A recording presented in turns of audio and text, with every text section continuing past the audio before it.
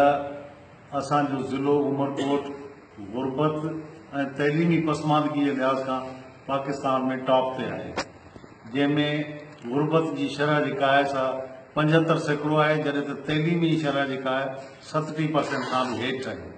त इन हवाले सां असां इहो महसूसु कयो त जेके सरकारी इदारा आहिनि उहे कंहिं बि क़िस्म जो को रिफॉर्म इस्लाह करण लाइ तयारु न आहिनि। नतीजे में असां अदालतुनि सां रुजू करणु शुरू कयो आहे ऐं अदालत में टुटल रोडनि जे हवाले सां असां दरख़्वास्त विधीसीं। उन ते सेशन जज साहिबु ऑर्डर कयो जेको इनशाअल्लाह इहो कुंडली नबीसर रोड ठहंदो।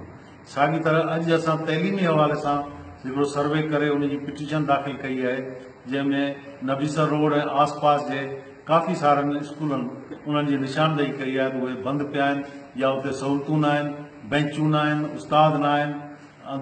ऐं इहा हालत आहे त 12 साल अॻु में 7 मिडिल स्कूल जिन जूं बिल्डिंगूं ठहियल आहिनि पर उहे अञा ताईं फंक्शनल न थी सघिया आहिनि ऐं ॿार ॾह किलोमीटर परे वञनि था। अल्टीमेटली जेको असां वटि तइलीम आहे कोन ऐं असांजो नज़रियो इहो आहे त तइलीम खां सवाइ माण्हुनि जी इन्हनि मसइलनि खां निजात जो ॿियो को ज़रियो कोन्हे। त इन में असां सम्झूं था त अदालतूं असांखे रिलीफ ॾेई सघनि थियूं। असां अदालतुनि सां रुजू कयो आहे। कहिड़ा स्कूल तव्हां नबी सर जेके तव्हां हिन में पॉइंट आउट कया आहिनि?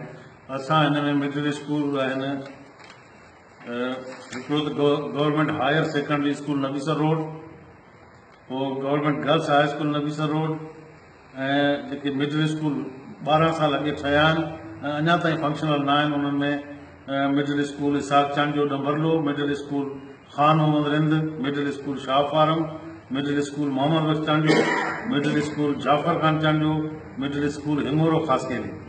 इहे असां निशानदेही कई आहे। तंहिंखां पोइ कुझु ॾींहं अॻु में रामोर जे प्राइमरी स्कूल जी छिति किरी वई। 5 मिंट मोकल खां 5 मिंट पोइ छिति किरी ऐं ॿार अलाह जी महिरबानी सां महफ़ूज़ रहिया, न त उन्हनि जी हालत ख़राबु हुई। हिन वक़्तु बि उन स्कूल में जेको आहे सो 50% ॿार पट ते वेहनि था, बाक़ियुनि लाइ बेंचूं आहिनि। पीअण जो पाणी जो को बंदोबस्तु कोन्हे, बाथरूमनि जो को बंदोबस्तु कोन्हे।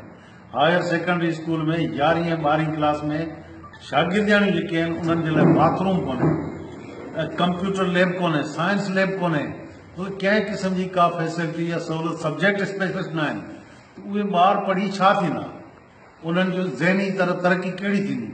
तंहिंजे करे असीं सम्झूं था त इदारनि खां मायूस थी करे असां जेको आहे सो अदालतुनि सां रुजू कयो आहे। न सिर्फ़ु इहो पर ॿिया बि जेके अवामी मसइला आहिनि उहे असीं अदालत में खणी वेंदासीं। हीउ कम MP MLA हुनजो वधीक अञा तव्हां पिया करियो इहो कमु? उन्हनि खे फुर्सत न आहे, उन्हनि खे एतिरी फुर्सत न आहे जो हिन पासे ॾिसी सघनि। या सॼी सिंध जी हालत इहा ई आहे तइलीमी हवाले सां, उन्हनि खे इन पासे जी फुर्सत न आहे।